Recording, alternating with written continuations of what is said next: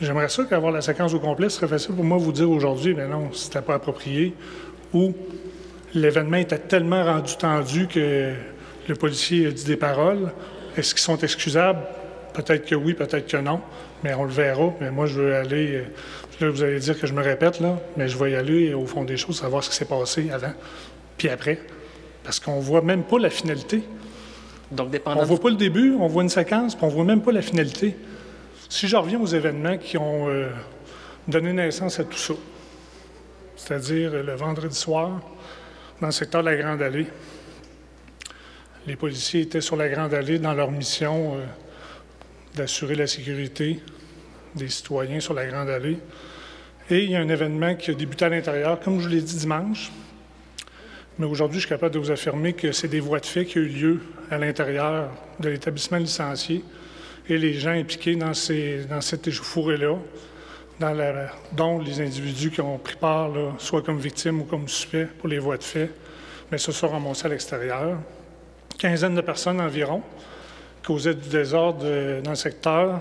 Donc, les policiers ont intervenu pour disperser la foule, disperser les gens qui causaient du désordre à ce moment-là. Donc, il y a eu, dans le tout, 6 arrestations ce soir-là. 5 au règlement municipal pour avoir causé du désordre et 1 arrestation pour voie de fait sur agent de la paix. Ce que je peux vous dire aussi, à ce moment-ci, c'est que dans les 6 arrestations, seulement 2 ont résisté à leur arrestation. Donc, c'est ce qu'on a vu dans les premières séquences vidéo. Les 4 autres personnes qui ont causé du désordre, qui ont contrevenu à de la réglementation municipale, ont reçu des constats d'infraction, soit en personne, en main propre, ou ont été avisés que les constats d'infraction leur seraient transmis par la poste.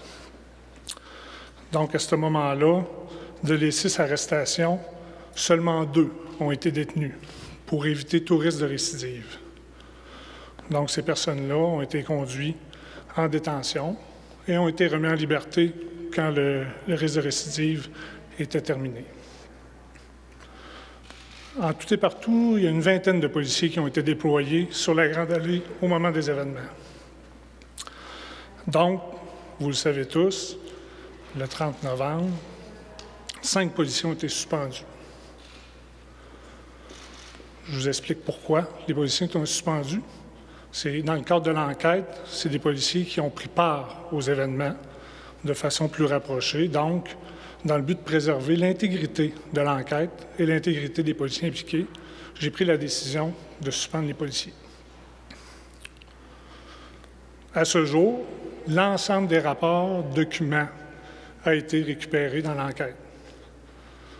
Donc, tous les documents sont en notre possession. Par contre, au niveau des vidéos, des séquences vidéo de toutes parts, soit des commerces, soit de citoyens, soit de témoins aussi, parce que les séquences qu'on a vues, c'est une partie de la preuve, mais présentement, on est à la recherche de l'ensemble des vidéos qui auraient pu être prises ce soir-là pour compléter et étoffer notre preuve pour savoir exactement comment ça s'est passé ce soir-là.